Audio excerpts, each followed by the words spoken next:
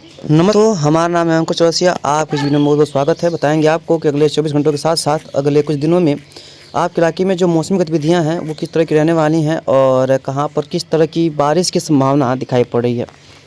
तो दोस्तों अगर बात करें तो देखिए फ़िलहाल तो अभी दिसंबर का महीना चल रहा है और करीब करीब आज जब हम वीडियो शूट कर रहे हैं तो ये 7 दिसंबर का दिन है। और आज के मौसम आकलन के हिसाब से अगर बात करें तो सबसे पहले देखिए आपको दृश्य दिखाने का प्रयास करते हैं। तो एक हल्का कह सकते हैं कि एंटी साइक्लोन ये जो अरब सागर में बना हुआ है, एक एंटी साइक्लोन राजस्थान के ऊपर बना हुआ है। ये तब होता है जब मानसून की वापसी होती है और यहाँ पर बना हुआ है। और पश्चिमी हवाएं लगातार जो है पूरा गंगा के जो मैदानी क्षेत्र है यहाँ पर चल रही हैं, बर्फीली हवाएं, जो कि बर्फ़ तो अभी फ़िलहाल पहाड़ों पर बहुत ज़्यादा स्ट्रॉन्ग नहीं गिरी है क्योंकि उतना स्ट्रॉन्ग वेस्टर्न डिस्टर्बेंस अभी तक आए नहीं है। तो यहाँ पर और दिख भी नहीं रही हैं आते हुए, बहुत अच्छे खासे स्ट्रॉन्ग WD 15 दिसंबर तक आते हुए नज़र नहीं आ रहे हैं।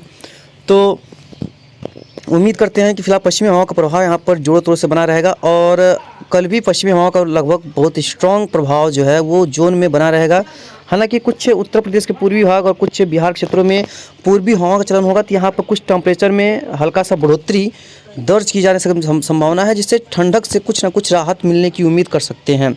हालांकि पंजाब, हरियाणा, दिल्ली, उत्तर प्रदेश की बात करें, राजस्थान की बात करें, गुजरात, कुछ इलाके, मध्य प्रदेश, झारखंड, पश्चिम बंगाल तक इसका प्रभाव पहुंच रहा है। यहाँ पर ठंडक में काफ़ी असर है। और जम्मू कश्मीर, हिमाचल प्रदेश, उत्तराखंड, गिलगित-बाल्टिस्तान की बात करें, लेह लद्दाख की बात करें तो यहाँ पर तो ठंडक वैसे ही बहुत भयंकर पड़ती है। तो यहाँ की बात ही क्या किया जाए, यहाँ पर ठंडक में जो बढ़ोतरी है वो दर्ज की जाती रहेगी और यहाँ पर ठंडक लगातार बढ़ते रहने की जो संभावना है वो काफ़ी प्रबल दिखाई पड़ रही है। तो इस तरह की उम्मीद जो है यहाँ पर नज़र आ रही है। और बात करें 9 तारीख के आसपास का देखेंगे तो 9 तारीख को भी पश्चिमी हवाएं देख पाएंगे पूरे देश में, पूरे भारत, लगभग पूरा भारत में देखने को मिल रही हैं। यहाँ पर कई इलाकों में देखिए काफ़ी अच्छी खासी जो हवाओं का प्रभाव है वो दिखाई पड़ रहा है। और देख पाएंगे 10 तारीख के आसपास तो जो पश्चिमी हवाएं हैं वो लगातार कारगर साबित हो रही हैं और यहाँ पर देख पाएंगे जो इसकी वजह से ठंडक में बढ़ोतरी दर्ज की जाने की संभावना है और ये मुंबई तक भी कुछ इलाकों में पहुँचेंगी। हालांकि जब जैसे जैसे ये आगे बढ़ती जाएंगी इसमें ठंडक इन हवाओं में कम होता जाएगा और ठंडक कम होने की वजह से जैसे कि मुंबई वगैरह में तापमान में काफ़ी हल्की गिरावट आएगी, जिससे कि मौसम सुबह और शाम का वहाँ पर सुहावना हो सकता है। बाकी टेम्परेचर तो ठीक ठाक ही रहने की उम्मीद दिखाई पड़ रही है। और बात करें 11 तारीख के आसपास देखिए पश्चिमी हवा का जोर थोड़ा सा थमेगा और पूर्वी हवाएं चालू होंगी थोड़ी सी। और 13 को भी पूर्वी हवाएं चलेंगी, 14 को चलेंगी, 15 को चलेंगी, 16 को चलेंगी, 17 को फिर से पश्चिमी हवाओं का जो है वो लौट जाएंगी। यानी 4-5 दिन फिर से पूर्वी हवाएं चलेंगी। देखिए फिर से पूर्वी हवाएं चलेंगी, यानी कि उसके बाद फिर देखिए 20 तारीख 19 तारीख के आसपास से एक और स्ट्रॉन्ग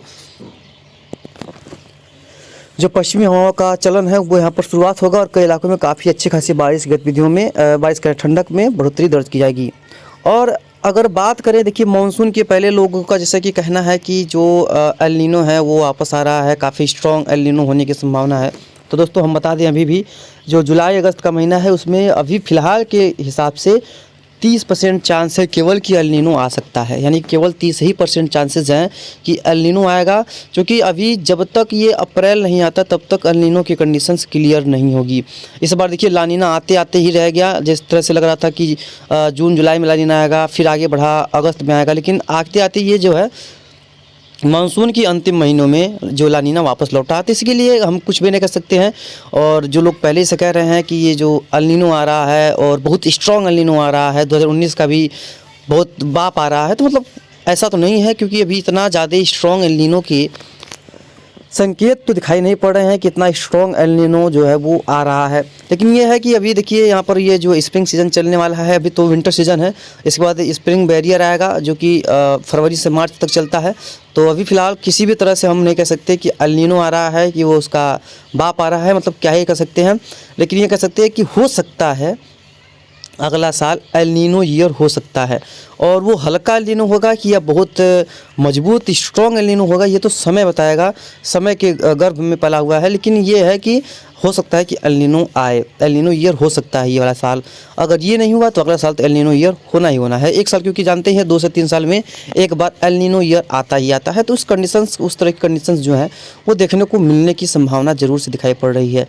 तो तैयार रहिए, सतर्क रहिए। अब चलिए जीएफएस की बात करते हैं। क्या जीएफएस इसके बारे में क्या ही कहता है, क्या कोई सिस्टम बनता नज़र आ रहा है? क्योंकि अब तो दिसंबर में वैसे भी सिस्टम बनते हैं नहीं, जैसा कि हमने आपको पहले ही बताया था कि दिसंबर का जो महीना होता है वो सिस्टम्स के लिए नहीं होता है और बहुत रेयर होते हैं इसमें कोई भी सिस्टम बनने का।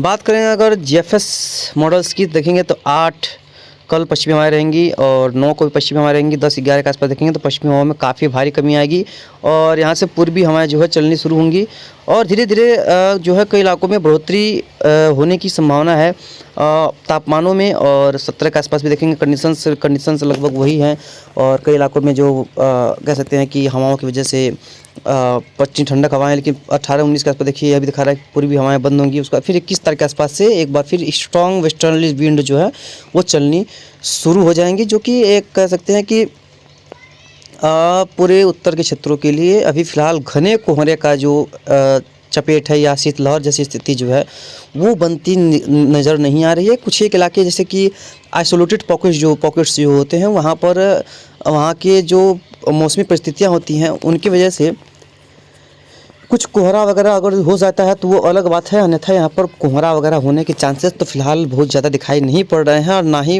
कह सकते हैं कि शीतलहर या कोल्ड डे कंडीशंस भी यहाँ पर कोई उम्मीद हम लोग नहीं कर सकते हैं। किसी भी तरह की उम्मीदें फ़िलहाल इस तरह की दिखाई नहीं पड़ रही हैं। तो जो भी होगा इसके बारे में आपको जैसे कि समय समय पे अपडेट करते रहेंगे। अब बात करते हैं कि इसमें क्या क्लाउड कहाँ है, फॉग जैसे कंडीशंस कहाँ हैं, कहाँ पर सूर्य भगवान निकले हुए हैं, कहाँ पर सूर्य भगवान निकले नहीं हुए हैं।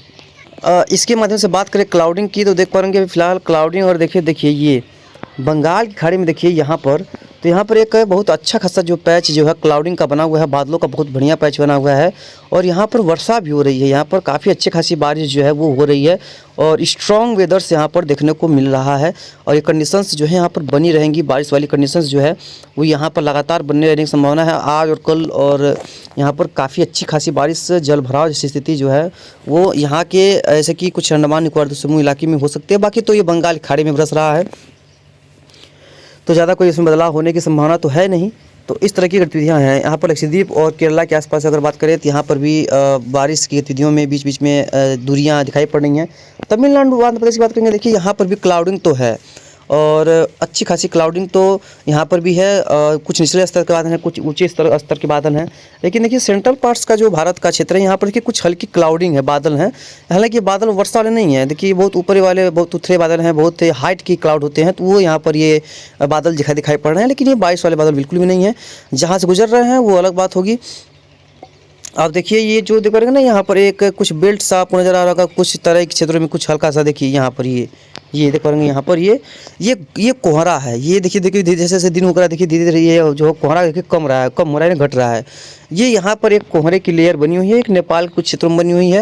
इन क्षेत्रों में कुछ इलाकों में कोहरे की जो लेयर है वो यहाँ पर नज़र आ रही है। तो इस तरह की गतिविधियाँ यहाँ पर दिखाई पड़ रही हैं। कुछ राजस्थान में हल्के फुल्के बादल हैं, कुछ जम्मू कश्मीर में हल्के फुल्के और कुछ घने बादल दिखाई पड़ रहे हैं। बाकी कोई खास मौसम में कोई पैटर्न दिखाई नहीं पड़ रहा है। धन्यवाद।